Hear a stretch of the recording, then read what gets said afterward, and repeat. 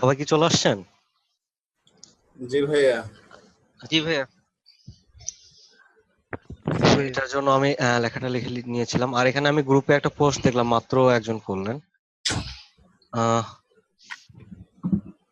আসলে ভাইয়া এটা আমি পোস্ট করলাম, এই লোগোটা একটু জানতে চাচ্ছি যে কিভাবে করা যায়। এটাই মাত্র মাত্র একটা কাজ দেখিয়েছিলাম ব্লেন্ডের, ঠিক আছে, একটা শেপের মধ্যে নিয়ে যাওয়ার জন্য। আপনি এটা ব্লেন্ডের মাধ্যমে করতে পারেন, অথবা এটা খুব সহজ একটা উপায়ে করতে পারেন, সেটা হচ্ছে স্টক দিয়ে করে ফেলতে পারেন। ঠিক আছে, এটা একটা স্টক দিয়ে? এটা একটা ধারণা হইতে পারে যে এখানে আছে বৃত্ত, আমি স্টক দিয়ে কিভাবে করব, এরকম মনে হইতে জি পারে না? জি। আসলে কিন্তু আমি আপনাদের যে বেসিক গুলো দেখেছিলাম তার মধ্যে এটাও একটা ছিল। একটা স্টককে বৃত্ত আকারে পরিণত করেছিলাম, মনে আছে? আহ, আছে ড্যাশ তো লিঙ্ক ওটা। ব্যবহার করে। হ্যাঁ হ্যাঁ, ড্যাশিং ব্যবহার করে।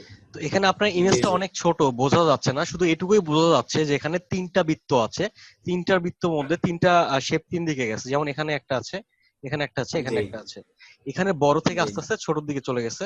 ঠিক একইভাবে এখানে বড় থেকে ছোটর দিকে চলে আসছে, ঠিক আছে। এই প্রত্যেকটা বৃত্তের জি মধ্যে দুইটা করে ভাগ আছে। আমি যদি এটাকে কপি করি, এটা ইমেজটা অনেক ছোট, একটু বড় জি, ইমেজ এই করলে জন্য খুব ভালো হতো। আসতেছে না।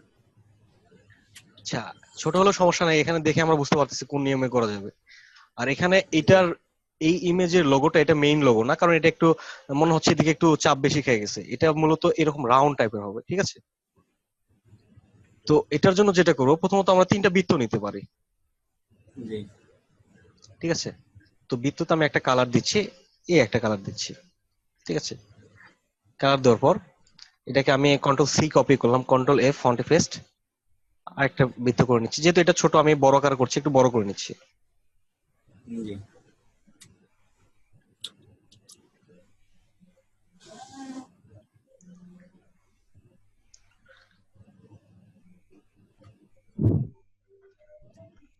ওহ, মাউসটা ঝামেলা করছে আবার।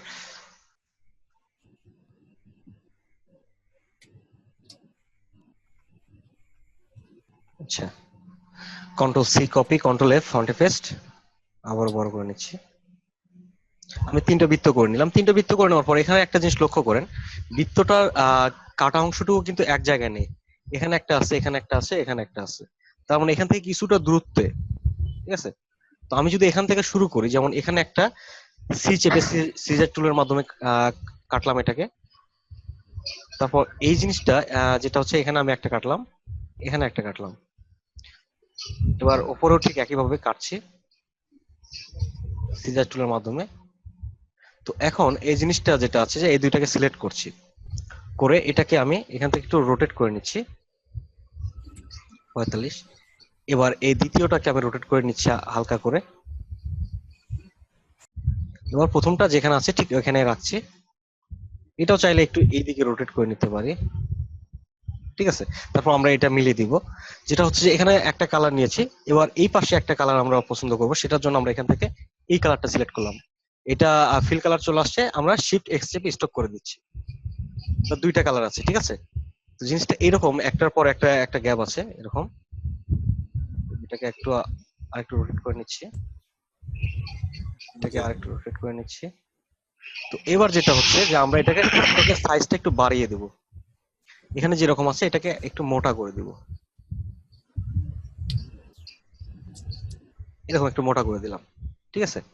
মোটা করে দেওয়ার পর এখানে যেটা আছে, যে এখান থেকে আমি এটাকে সিলেক্ট করলাম, একটাকে সিলেক্ট করে এখান থেকে আমি স্টক অপশনে যাচ্ছি, স্টক থেকে ড্যাশলিং, ড্যাশলিং থেকে এখানে আমি প্রথমটা 0 করে দিচ্ছি। 0 করে দেওয়ার পর দ্বিতীয়টাতে আমি কিছু সংখ্যা বসিয়ে দিচ্ছি। দেওয়ার পর এখান থেকে আমি এই দুইটাকে সেকেন্ডটা ব্যবহার করব। এখানে রাউন্ড চলে আসছে, এখান থেকে আমি গ্যাপটা আরো বাড়িয়ে দিচ্ছি যাতে বৃত্তগুলো বোঝা যায়, ঠিক আছে। এরকম বৃত্ত দেখাবে। তো বৃত্ত চাইলে আমরা এখান থেকে আরো গ্যাপ দিতে পারি, যে যে কয়টা প্রয়োজন, ঠিক আছে। আমি একটু বেশি করে নিচ্ছি। নেওয়ার পর এখান থেকে যে সাইজটা আছে ঠিক একই সাইজে রাখছি। এবার এটা যে ডিফল্ট মুডে আছে, এই মুডটা চেঞ্জ করে আমরা এখানে এই মুডটা ব্যবহার করতে পারি, ঠিক আছে। তাহলে কি হবে, যে এক পাশে বড় আস্তে আস্তে আস্তে আস্তে ছোট হয়ে গেছে, ঠিক জি আছে। তো এটা যদি আমি এদিক থেকে চাই, তাহলে আমি এটা দিতে পারি, কিংবা এদিকে আর কোনোটা আছে কিনা, এটা আমার উল্টা দিকে প্রয়োজন, ঠিক আছে। তো এদিক থেকে নিয়ে নিচ্ছি। এবার এটার ক্ষেত্রে ঠিক একইভাবে ড্যাশ লিঙ্কটা ক্লিক করছি, গ্যাপটা তো ঠিক একভাবে দেওয়া আছে, ঠিক আছে। এখান থেকে আমি ওই জিনিসটা ব্যবহার করে দিচ্ছি। ভাই ওই যে ক্যাপ আর কর্নার ওইগুলো দিয়ে কি বোঝায়? ক্যাপ আর কর্নার যেটা হচ্ছে যে এখান থেকে যদি আমি কোনো কিছু একটা অবজেক্ট নিচ্ছি, নেওয়ার পর এটাকে আমি ক্যাপ রাখছি, দেখেন কর্নার, যে কর্নার শো করছে না, ও আচ্ছা। এই যে এখানে ক্যাপ করে এখানটা রাউন্ড হয়ে গেছে। আর এখানে যেটা বুঝায় সেটা হচ্ছে যে এই ভিতরে একটা বৃত্তর মতো যেটা চলে আসছে, এটা কর্নার থাকলে এরকম আসবে না, এখান থেকে এই ক্যাপটা করে দিতে হবে, ঠিক আছে, রাউন্ড। আচ্ছা, এটা দিয়ে দিলাম। তারপর আমি এটা ব্যবহার করছি ঠিক একইভাবে ড্যাশ লিঙ্ক।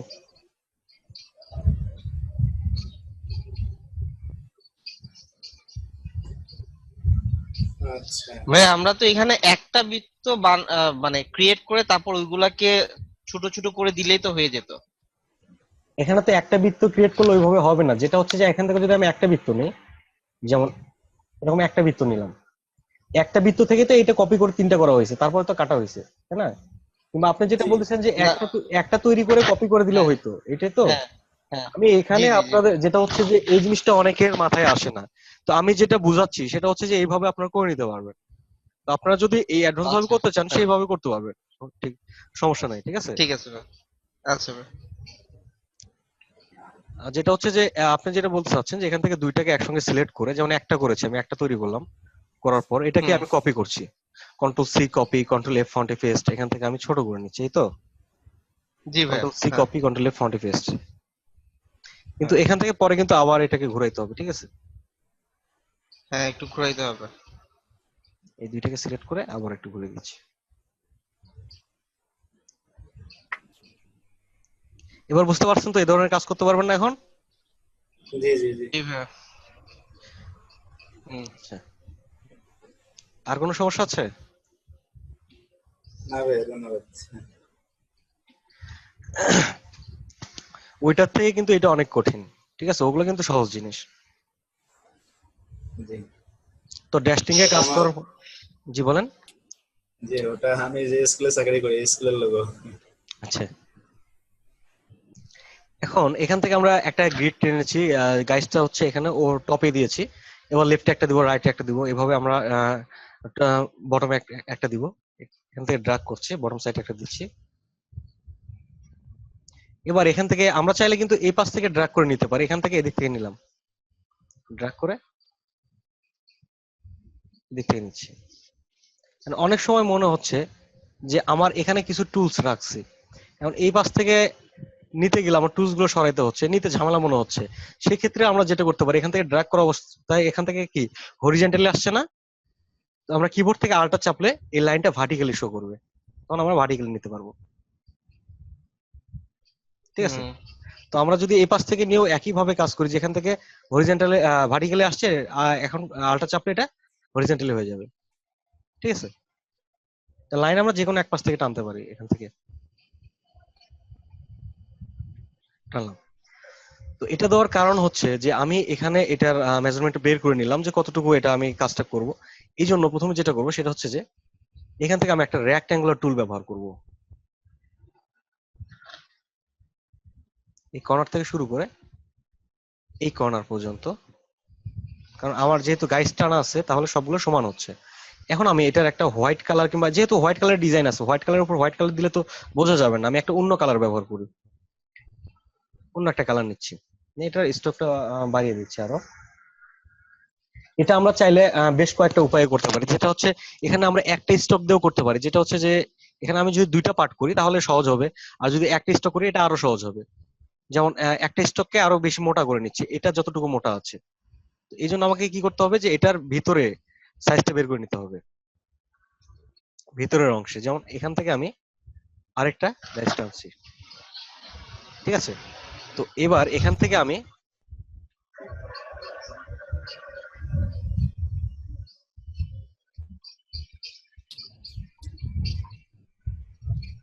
এদিকে একটা দিচ্ছি,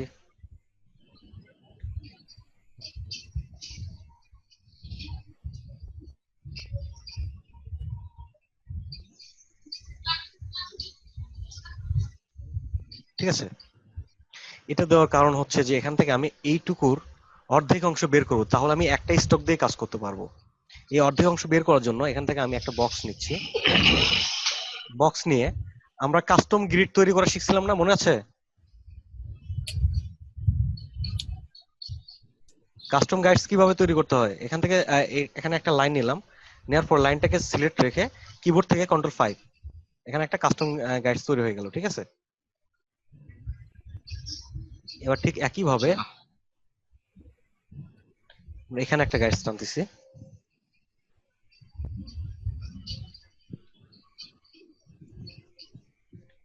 এক পাশে মিলিয়ে নিলে হচ্ছে, দুই পাশে প্রয়োজন পড়ছে না। এখান থেকে আমি Ctrl+5 চেপে এটা মিলিয়ে নিলাম, ঠিক কেটে দিচ্ছি।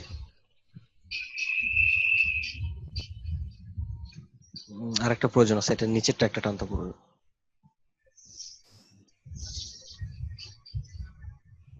Ctrl+5, আচ্ছা কেটে দিলাম। তো এখন আমরা যেটা করব সেটা হচ্ছে যে এখান থেকে আমি একটা বক্স নিচ্ছি। বক্সটা আমি এই লাইন অনুযায়ী নিচ্ছি, যেটা পরে আমি ক্রিয়েট করলাম, ঠিক আছে?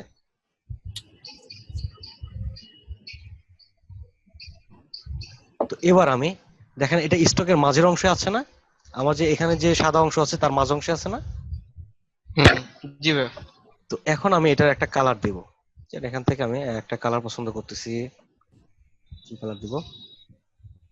ইয়েলো দি, একটু বাড়িয়ে দিচ্ছি।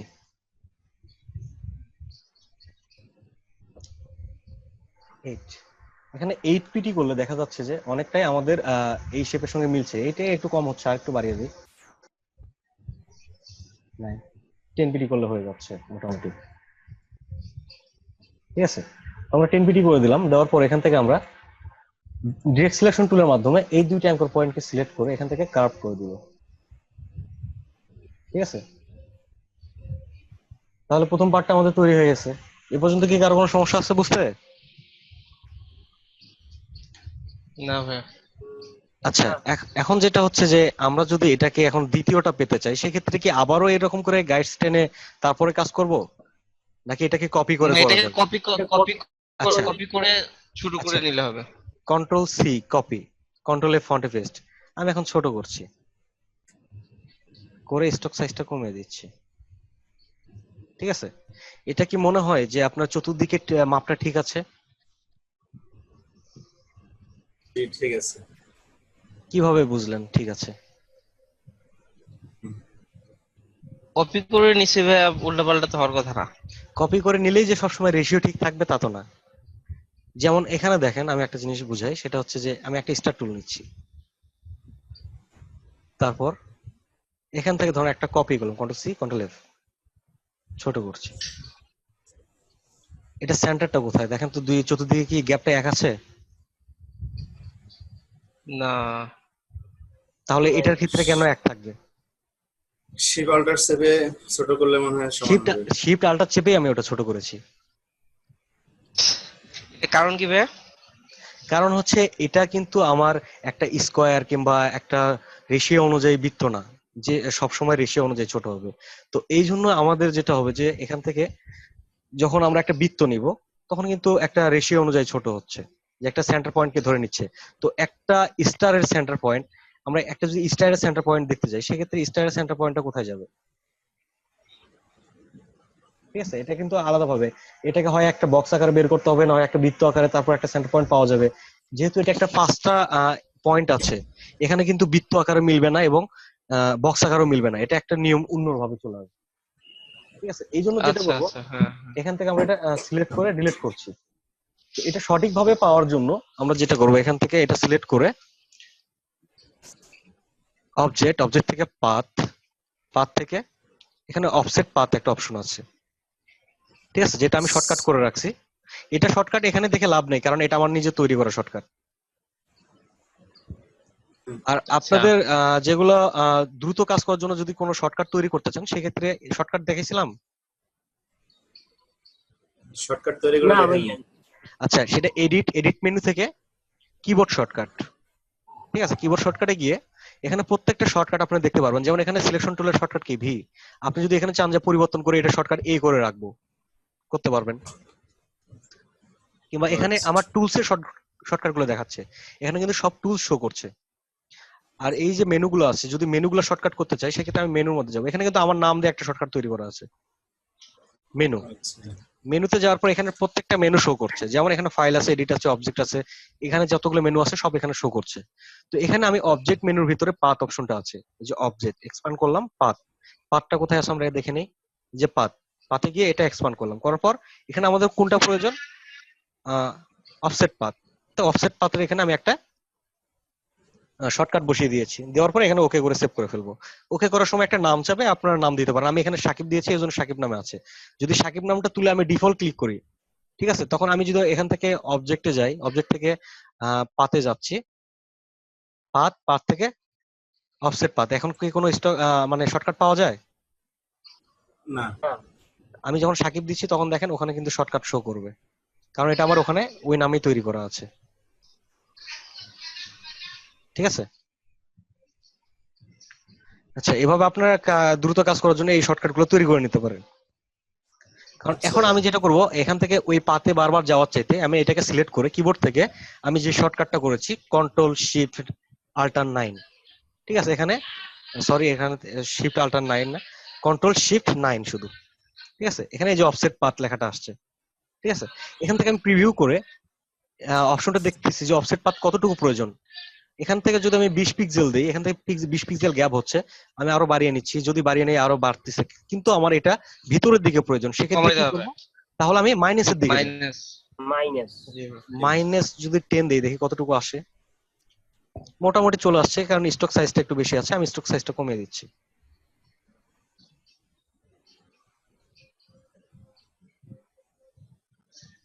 আচ্ছা,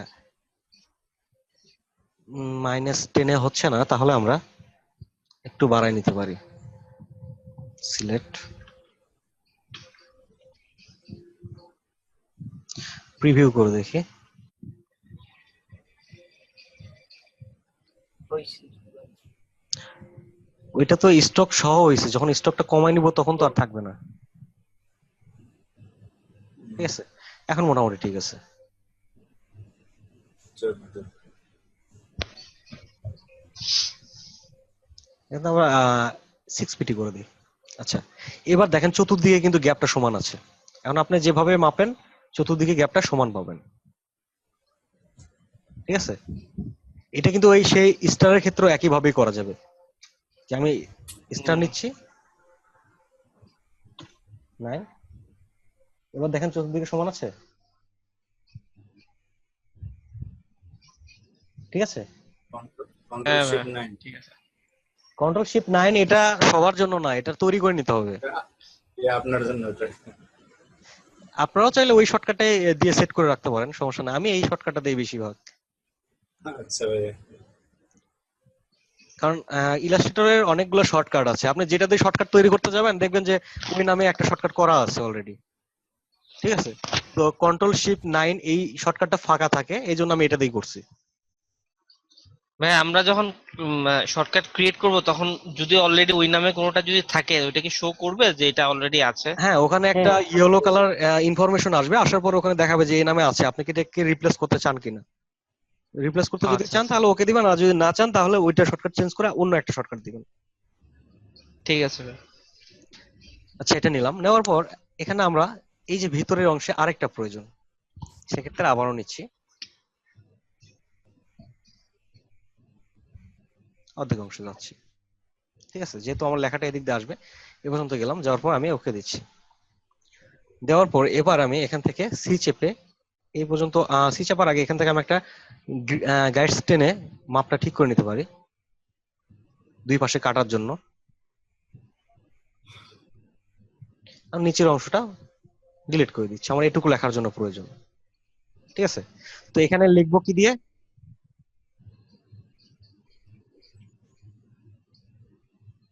সবাই কি ভুলে গেছেন নাকি?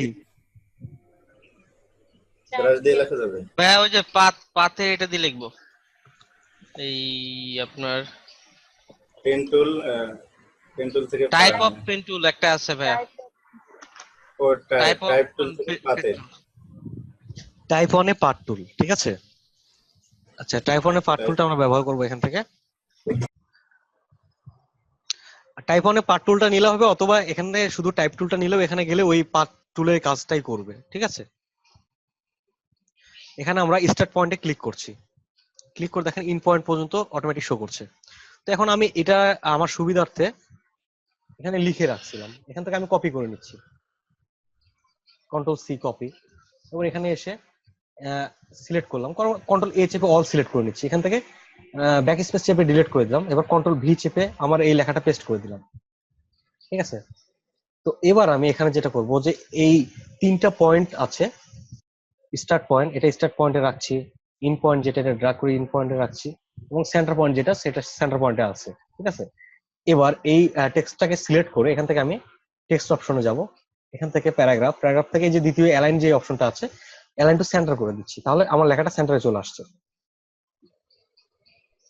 এবার ক্যারেক্টার প্যানেল থেকে আমরা এখানে সবগুলো বড় হাতের অক্ষর করে দিব, এটা থেকে ক্লিক করছি, করার পর এখান থেকে আমি ফন্ট চেঞ্জ করে দিচ্ছি। যদি এটা কোন ফন্টে লেখা আছে আমাদের ফন্টের প্রয়োজন নেই, আমরা শুধু এইভাবে একটা লেখা দিব, এরিয়াল ফন্ট দিচ্ছি, যেটা সবার পিসিতে আছে, এরিয়াল ব্ল্যাক দিচ্ছি, এটা একটু মোটা টাইপের, এজন্য এটাই দিয়ে দিলাম। তো ফন্টের সাইজটা আমরা বাড়িয়ে নিচ্ছি। তো একটা জিনিস লক্ষ্য করেন, এখানে যে আমার পাতটা শো করছে, আমার লেখাটা কিন্তু পাতের উপরে আছে, আমি কিন্তু এই লেখাটা সেন্টারে আনতে চাচ্ছিলাম, তাই না? তো এটা সেন্টারে জি আনার জন্য ভাই। যেটা করব সেটা হচ্ছে যে এই যে আমাদের যে পার্টটা আছে পাতের মাঝখান দিয়ে লেখাটা থাকবে, এই জন্য এই অপশনটা ব্যবহার করব, ঠিক আছে। তো এটা উপরের দিকে আছে, নিচের দিকে আনার জন্য কি মাইনাসের দিকে যাব, ঠিক আছে। আচ্ছা। তো ফন্ট সাইজ আরেক সাইজ বাড়িয়ে দিই, আরেক সাইজ, মোটামুটি কাছাকাছি সাইজ চলে গেছে, আরেক সাইজ বাড়িয়ে দিচ্ছি। আরো এক এক সাইজ লাগবে কিনা দেখি। ঠিক আছে। আচ্ছা, এবার যেটা হচ্ছে যে এখান থেকে যে গ্যাপটা, ঠিক আছে, এখানে একটা গ্যাপ আছে, এই গ্যাপের জন্য আমরা যেটা করবো এখান থেকে স্পেসিংটা বাড়িয়ে দিব, ঠিক আছে।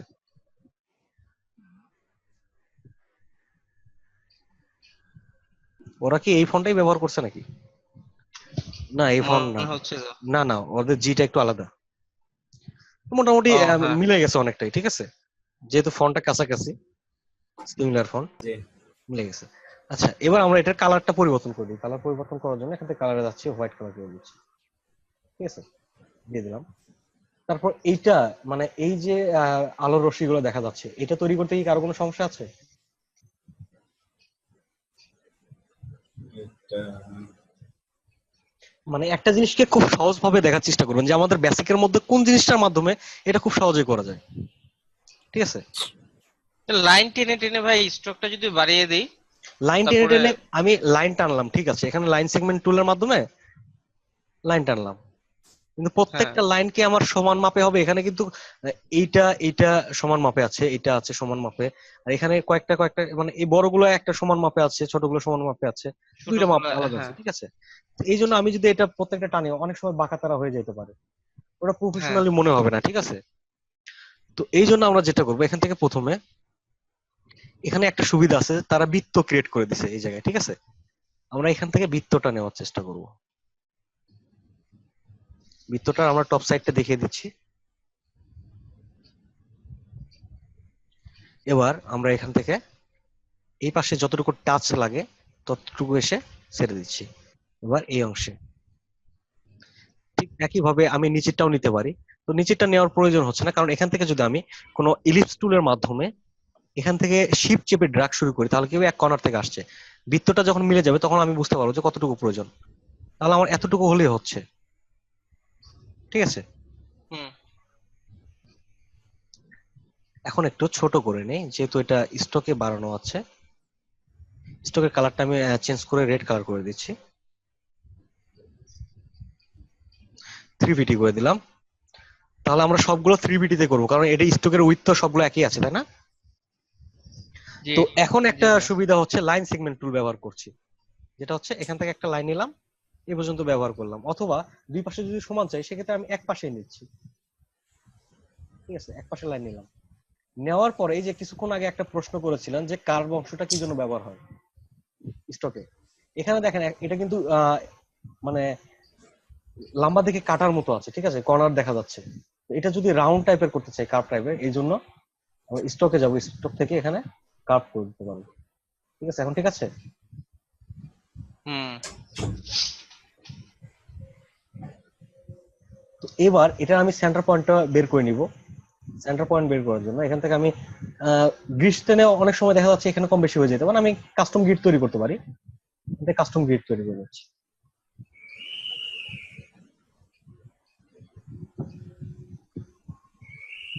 অ্যালাইন করে দিচ্ছি।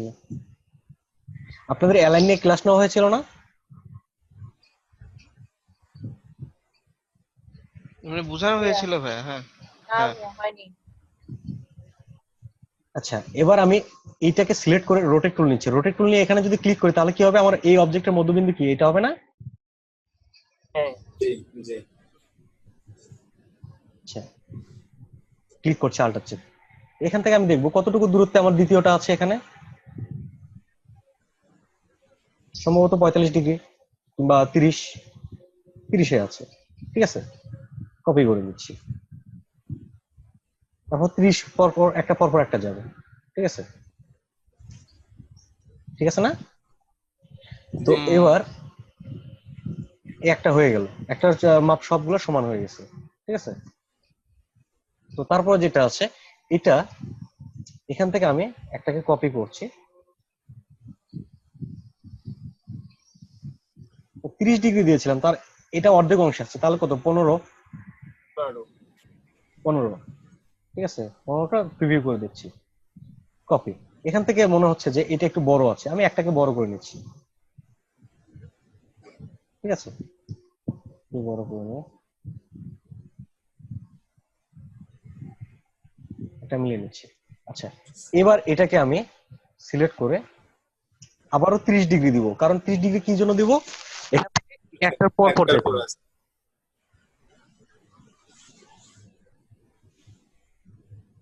30 করে দিচ্ছি, copy, control D, control D, control D, control D, control D. আচ্ছা, নিচের এই দুইটাকে বাদ দিছিলাম।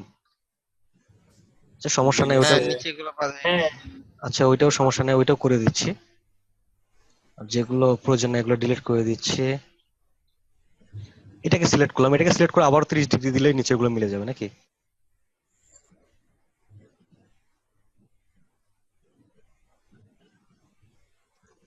এখন এই পাশ থেকে যদি এটাকে সিলেক্ট করি, করে যদি আমি -30 ডিগ্রি দিই তাহলে এদিকে মিলে যাবে।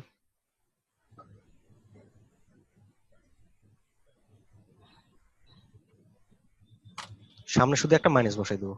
ওকে। আচ্ছা, এখন এইটার যে কাজটা হচ্ছে, এখান থেকে কিছু অংশ কাটা আছে, যে এই মাথা অনুযায়ী এই পর্যন্ত কাটা আছে। এখান থেকে আমি একটা গাইড টেনে নিচ্ছি, টানার পর এখান থেকে সি চেপে সিজার টুল এখানে এসে কেটে দিচ্ছি, এখানে গিয়ে কেটে দিচ্ছি। এবার ভি চেপে সিলেকশন টুল, এটাকে সিলেক্ট করে ডিলিট করে দিচ্ছি। ঠিক আছে, এবার এই গাইডস গুলো আমার প্রয়োজন নেই, সেক্ষেত্রে আমি যেটা করব, ভিউজ থেকে গাইডস থেকে ক্লিয়ার গাইডস।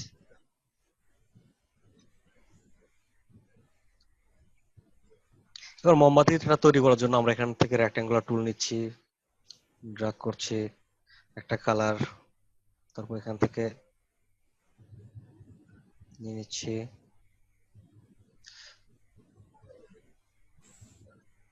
জুম করে নিচ্ছি কন্ট্রোল প্লাস চেপে, এখান থেকে ড্রাগ করে শিফট ধরে এখানে একটা কপি করছি আলাদা করে। এবার এটাকে একটু ছোট করে দিচ্ছি, এখানে স্টক সাইজের কারণে দেখা যাচ্ছে না নিচে কি আছে, স্টক সাইজটা একটু কমিয়ে নিচ্ছি।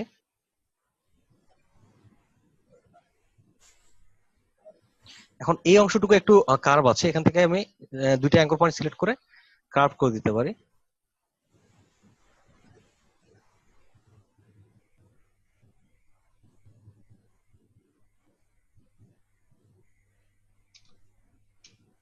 Okay. এবার সবগুলোকে একসঙ্গে সিলেক্ট করে আমি ফিল কালার দিচ্ছি, শিফট এক্স। ঠিক আছে, দেওয়ার পর এই দুইটাকে শেপ বিল্ডার টুল নিব, shift M, alt delete, alt delete. এখানে আমি দিচ্ছি হোয়াইট কালার। যাক, কারেন্টটা চলে গেল। এটা আমরা পেন টুলেই করে ফেলতে পারি।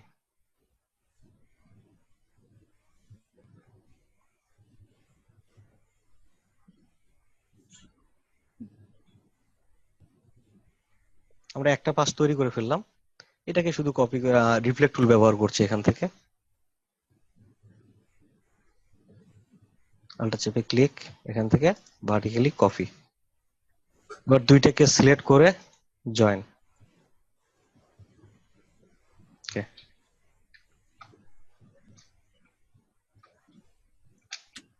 এবার এখান থেকে আমরা রেক্ট্যাঙ্গুলার টুল ব্যবহার করছি, করার পর এটা আমি স্টক রাখছি, স্টক রেখে এবার এখান থেকে আমরা ফ্রি ট্রান্সফর্ম টুলটা ব্যবহার করব। ফ্রি ট্রান্সফর্ম টুলের দ্বিতীয়টা ব্যবহার করব। এখান থেকে উপরের অংশ ড্র্যাগ করে নিলে দুই পাশ থেকে সমানভাবে এক হয়ে যাচ্ছে। ঠিক আছে, ভাই এই টুলটা কি এই CS6 ইলাস্ট্রেটরে নাই? CS6 এ থাকার কথা তো, কেন নাই? না, এটা তো পাই না, আমি অনেক খুঁজছি, এটার আর একটা কাজ দেখাইছিলেন, ওই কাজটা করতে পাইনি। আচ্ছা, আপডেট ভার্সন গুলো ব্যবহার আছে করবো। আছে আছে আছে ভাই, আছে, অ্যালাইনমেন্ট আছে। আচ্ছা, আমি ব্যাকডেট ভার্সনটা এখন বেশি একটা ব্যবহার করি না তো।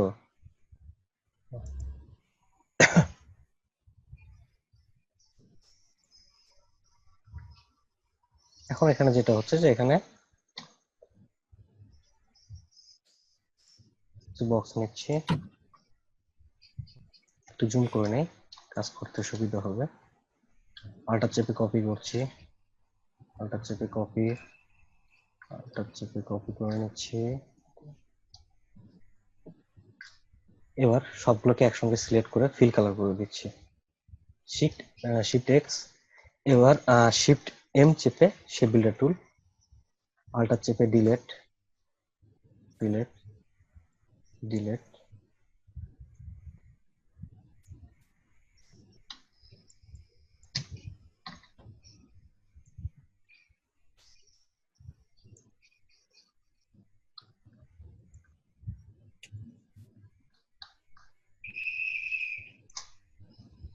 এখন এই নিচের লেখাগুলো লিখতে কি কারো কোনো সমস্যা আছে আর?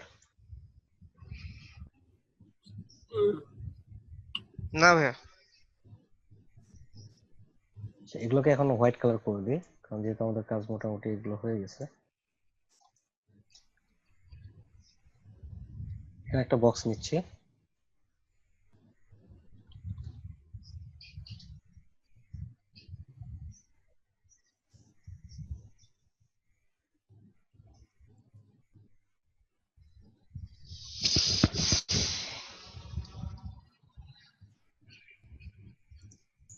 এটাকে রিফ্লেক্ট করব,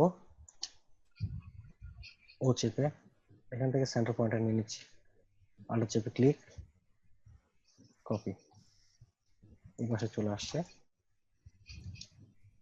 এবার এখানে লেখাটা নিয়ে আসবো,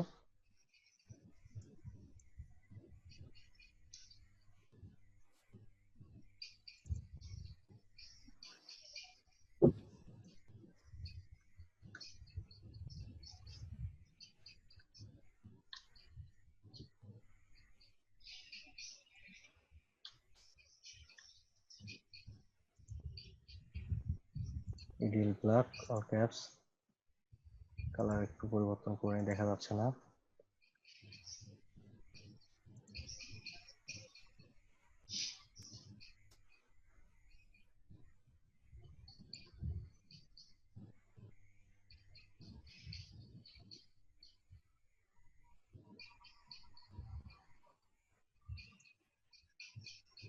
এবার একটু স্পেস দিয়ে দিচ্ছি। আচ্ছা, ফন্টের একটু পরিবর্তন আছে।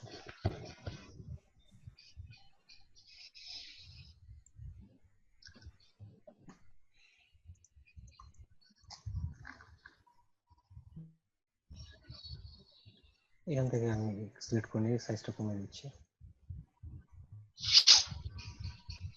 এটা একটা আলাদা ফন্ট দেওয়া আছে।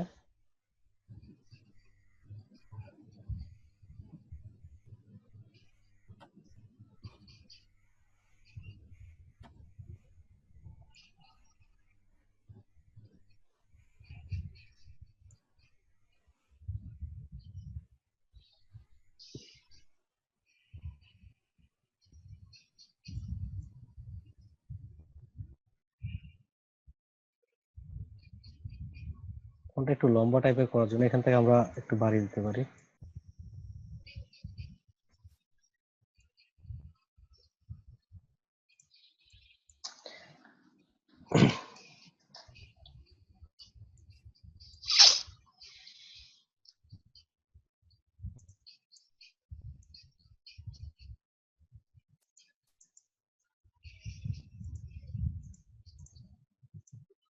Control C copy, control F ফন্টে পেস্ট, এখান থেকে রোটেট করে নিচ্ছি।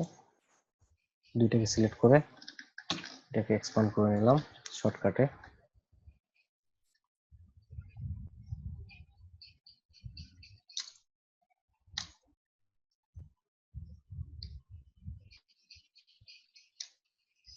ও চেপে রিক্লোড টুল,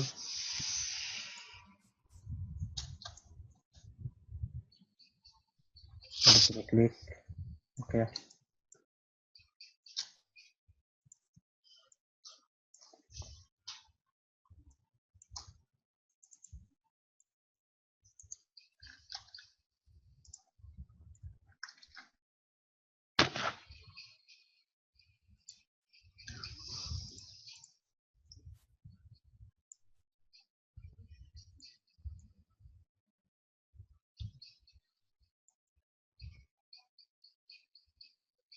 ওখানে পাশে কিভাবে লিখে রাখছিলেন?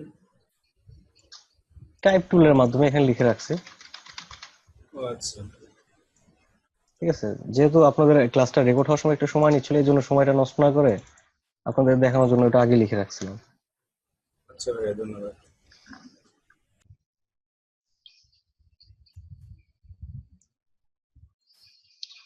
ভাইয়া জি বলেন।